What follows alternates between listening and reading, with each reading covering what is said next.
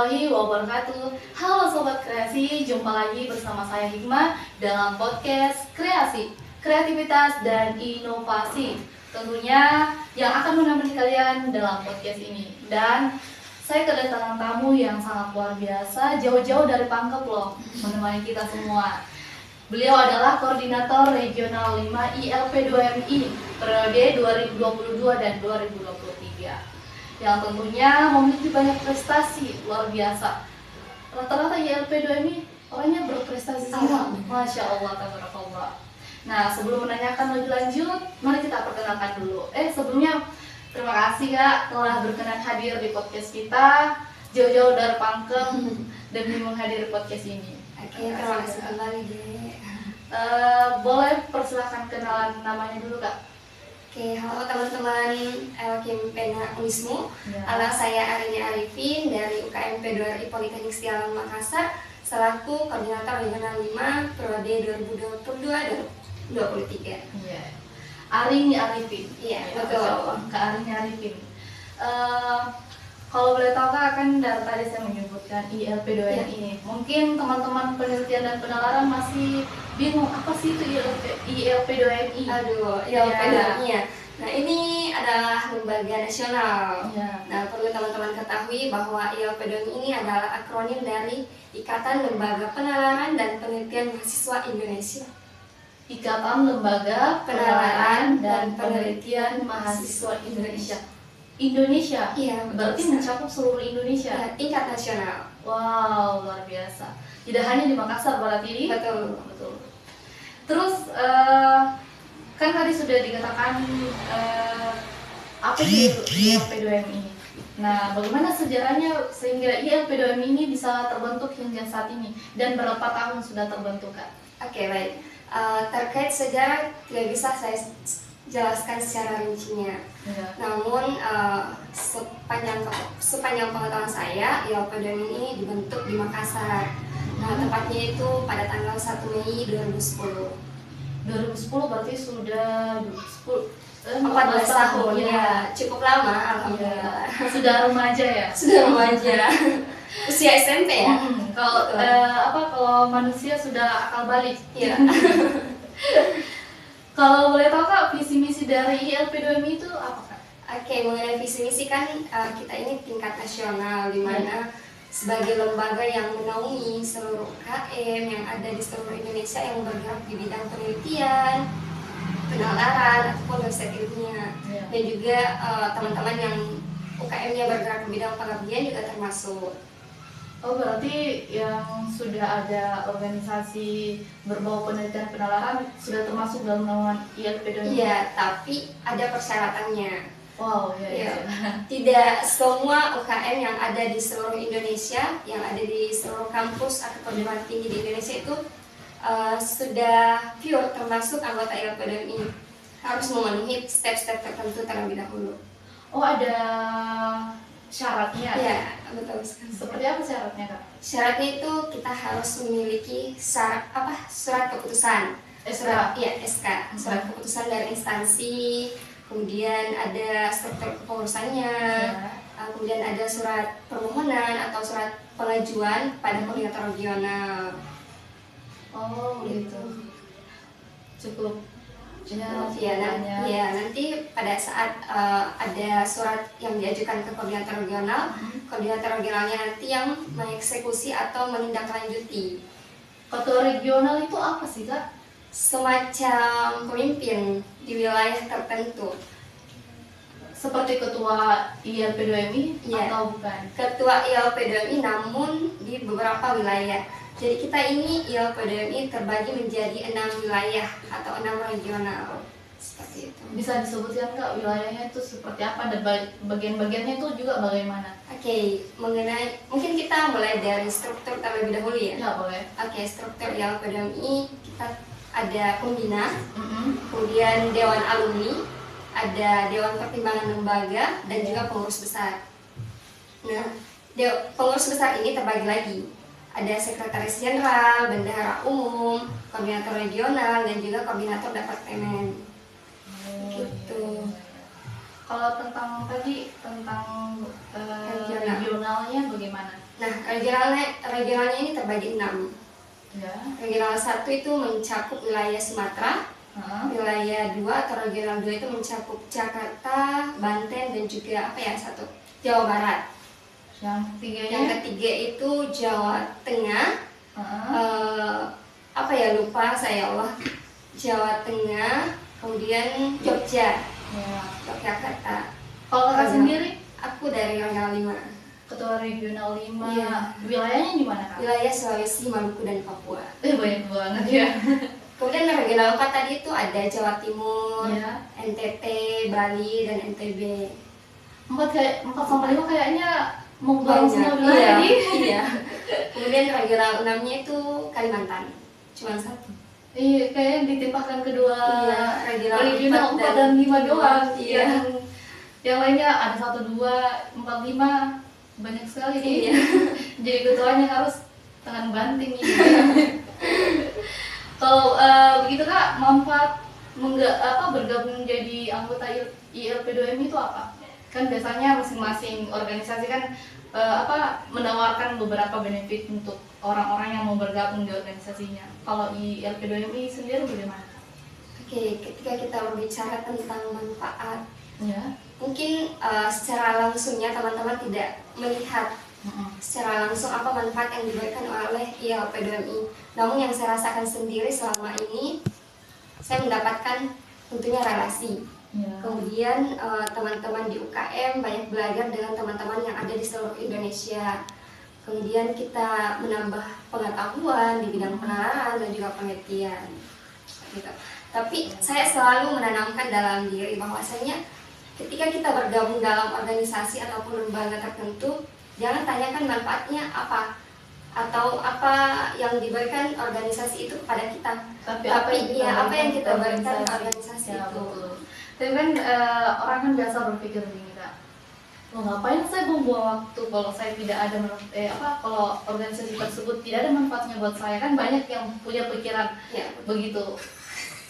Ya, betul. Kalau menurut pandangan Kakak itu seperti apa? Kalau menurut saya orang-orang seperti itu maksud saya cobalah terlebih dahulu sebelum Anda mencela organisasi ini tuh tidak ada manfaatnya sama sekali. Karena teman-teman itu tidak bakalan tahu kalau misal kalian belum coba. Jangan judge. Kalau kan biasa organisasi itu kan kalau mau masuk ada proses atau ada tahapan-tahapan yang harus dilewati. Kalau di ILP2MI seperti apa proses dan tahapannya Kak? Prosesnya termasuk tadi ya yang sudah saya jelaskan terkait syarat.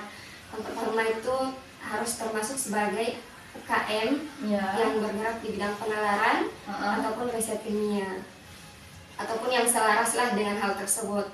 Nah, kemudian mempunyai surat keputusan dari kampusnya langsung atau dari perguruan tingginya langsung. Nah, kemudian dia itu harus memiliki struktur kepengurusan, yang dimana nantinya pengurus ini mengajukan surat permohonan ke koordinator regionalnya tadi. Gitu. Berarti ini ILP2MI adalah organisasi yang menaungi organisasi. Iya, betul sekali. Iya. Karena tadi itu struktur yang sudah terstruktur, yang sudah ada SK. Berarti tidak ada kesempatan untuk orang yang tidak ada di organisasi di belakangnya nih. Iya. Sabar aja. Kalau boleh tahu program terbesar dari ILP2MI itu seperti apa? Kan kalau di LTPN ada yang baru-baru dilakukan kan ada PIKI. Iya. Kalau program terbesarnya ILP2MI itu salah satunya ada simposium nasional. Simposium nasional. Simposium nasional itu semacam kegiatan yang yang dilakukan untuk meningkatkan kompetensi atau jiwa kompetitifnya teman-teman penalaran terkait lomba KTI, esai, dan lain sebagainya. Nah, kemudian simposium ini diselingi dengan seminar nasional. Hampir sama dengan PIKI teman. Iya, hampir sama, betul. Kemudian program kerja yang lainnya itu ada desa vokasi. Desa vokasi ini semacam kegiatan pengabdian masyarakat tingkat nasional. Jadi teman-teman yang ada di seluruh Indonesia yang tergabung sebagai anggota ILP2MI berkesempatan untuk mengabdi bersama teman-teman di wilayah lainnya. Seperti itu. Ya.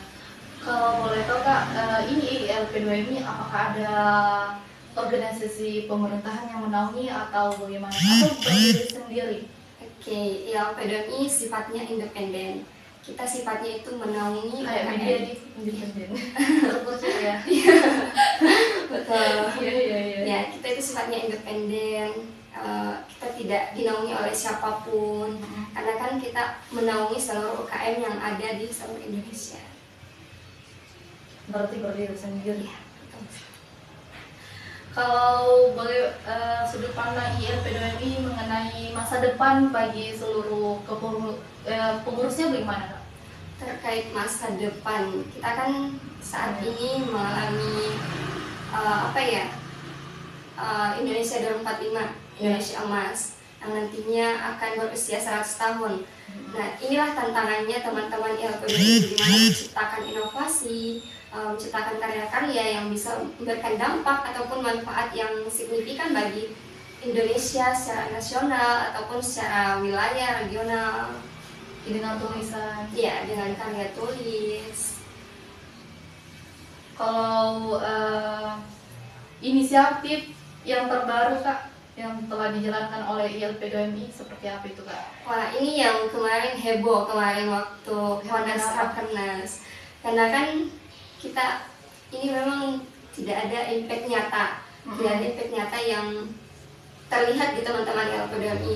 Ya. Namun saya lagi-lagi menentang hal itu. Jangan tunggu impact tersebut datang secara instan. Tunggu saja, ya bakalan ada impactnya. Mungkin tidak akan instan 1-2 tahun, mungkin 5 tahun ke depan akan ada impact yang nyata. Nah, inilah inisiatif teman-teman, katanya bagaimana kalau kita buka komunikasi ke pemerintahan, kita buka komunikasi ke badan riset ataupun ke IKTI misalnya. Dan alhamdulillah kemarin yang terpilih sebagai sekretaris jenderal ini kan dari UKM Ritma Unin Alauddin Makassar. Oh, dari Makassar. Ya, dari Makassar teman-teman. Ya. Nah, di mana kita mempunyai visi atau mimpi besar bahwasanya ILP2MI ini sudah menyentuh pemerintah, yang dimana nanti ketika pemerintah mengetahui terkait ILP2MI, program kerjanya akan lebih mudah, lebih terpercaya. Iya, lagi. betul. Iya. Kayaknya kakak ini apa itu? Positif thinking banget. Karena kan kita kalau berbicara organisasi itu tentu kita berbicara juga impactnya kepada kita, karena kan sesuai realitas aja toh Kak. Misal kalau umpamanya kita berorganisasi tentu butuh energi, butuh waktu, materi itu terutama. Kalau tidak ada impact yang dirasakan, pasti itu orang berpikir, ngapain Kak mau ikut-ikut begini kalau tidak ada impactnya ke saya, kan? Iya, memang banyak orang yang merasakan hal itu. Iya, betul. Tapi saya kembalikan lagi ke dirinya. Apakah dia sudah memberikan yang terbaik sehingga dia menuntut yang terbaik juga? Iya. Jangan menuntut kalau belum bisa melakukan. Karena memang Indonesia memang begitu, biasanya tuntutannya kalau tidak ada lakukan. Tapi kalau kita yang minta tuntutan, diam, malah sembunyi di balik layar. Iya. Kayak lempar batu sembunyi tangan. Hei, mana kau? Kalau gitu Kak, apa harapan Kak untuk kedepannya tentang ILP2MI, tentang hal-hal yang mau dilakukan? Oke, terkait harapan, sebetulnya banyak sekali harapan yang saya tanamkan untuk ILP2MI semenjak saya menjabat dari periode sebelumnya hingga saat ini. Periode sebelumnya sudah berapa periode kita jabat? Periode 2021-2022 itu sebagai Departemen Kominfo. Oh, baru naik lagi. Iya, kemudian sebagai koordinator regional. Nah, periode ini alhamdulillah dipercayakan lagi sebagai Dewan Pertimbangan Lembaga. Tidak pusing gitu Kak? Insya Allah tidak kalau ikhlas. Oh iya, kerja ikhlasnya ya betul. Iya, kerja nyata, kerja ikhlas apa ya? Kerja cerdas. Oh iya, salah. Kerja keras, kerja ikhlas. Ya. Apa tadi yang harapannya? Ya. Terkait harapan yang ditanamkan untuk ILP2MI, harapannya jiwa-jiwa penalaran dan juga penelitian ini semakin bertumbuh dan berkembang di kalangan mahasiswa, di mana kita memiliki tantangan global, tantangan secara nasional, memiliki visi Indonesia Emas 2045.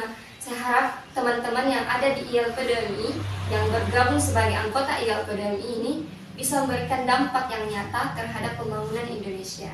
Nah, kemudian kolaborasi dan juga silaturahmi kita sesama teman-teman ILPDMI ini semakin terjaga. Apa yang membuat kita itu bisa berpikir positif banget? Apa ya? Yang penting ikhlas. Ya. Apa ya, kalau saya tuh di teman-teman selalu dimarahi lah. Kenapa sih kamu selalu berpikir positif padahal sudah jelas-jelas ini negatif loh. Karena orang biasa tuh sudah beda. Iya, gitu kan. Saya selalu dicela sama teman-teman. Kenapa sih kamu baik sekali? Kenapa sih kamu selalu berpikir positif? Karena itu yang saya tanamkan. Selagi kita memberikan yang terbaik, akan ada hal yang baik juga berbalik ke kita. Tapi tidak semestinya ketika saya berbaik kepada siapa? Kak Hikmah, ya. Belum tentu saya mendapatkan perlakuan baik juga Kak Hikmah, tapi perlakuan baik itu akan datang dari orang lain ataupun dari siapa dulu. Ini kayaknya dari bapak saya. Berbuat baik itu tidak harus orang yang misalnya kita bantu, orang itu pun baik sama kita. Ya, bisa jadi kebaikan datang yang tidak terduga juga. Ya betul. Luar biasa sekali dari tadi itu ucapan atau sampai apa sepatah kata dari kakak Arifin ini, karena saking positifnya mungkin jiwa-jiwa negatif itu dan mudah-mudahan bertemu dengan beliau jiwa positifnya mengalir, karena biasa itu positif mudah ikut arus. Amin. Negatif juga. Luar biasa sekali narasumber kita pada hari ini, Sobat Kreasi. Kalau begitu Kak, kami minta kesediaannya untuk memberikan closing statement. Closing statement. Sebelumnya saya ucapkan terima kasih banyak untuk teman-teman Alkipena. Alhamdulillah juga sampai saat ini kita banyak kolaborasi dengan teman-teman UKM yang ada di Makassar, termasuk Alkipena, UKM Ritma, Winalaw di Makassar, KPI Unhas, ada dari Perisai Umi dan juga Unibos dan lain sebagainya. Oh, Unibos juga. Iya, Unibos juga. Sepatah kata atau closing statement dari saya, harapannya teman-teman regional semakin kuat silaturahminya, kolaborasinya tetap dijaga, terus dibangun. Intinya teman-teman semangat terus berlembaga, ciptakan terus jiwa penelitian dan penalaran. Intinya kalian harus memiliki dampak nyata terhadap sesama manusia ataupun pada bangsa dan negara. Dan terakhir, jayalah penalaran, jayalah penelitian, jayalah ILPDMI. Luar biasa. Masya Allah, luar biasa sekali Sobat Kreasi. Narasumber kita pada sore hari ini, Kak Kanda hari ini selaku Ketua Regional 5 telah menyempatkan hadir di podcast kita. Sekali lagi terima kasih Kak, kami ucapkan jauh-jauh dari Pangkep ke Makassar. Saking antusiasnya untuk menghadiri podcast ini dan menjelaskan, membuka wawasan kita mengenai apa itu ILPDMI dan membuka wawasan kita tentang pentingnya penelitian dan penalaran bagi mahasiswa. Karena kita mahasiswa adalah mahasiswa yang terlahir dari pendidikan, maka kita memerlukan penelitian. Karena tugas akhir dari mahasiswa itu skripsi kan? Iya, penelitian. Oke, baik, terima kasih. Kami ucapkan saya Hikmah selaku host pada hari ini mengucapkan billahi fisabilillah, fastabiqul khairat. Assalamualaikum warahmatullahi wabarakatuh. Dadah.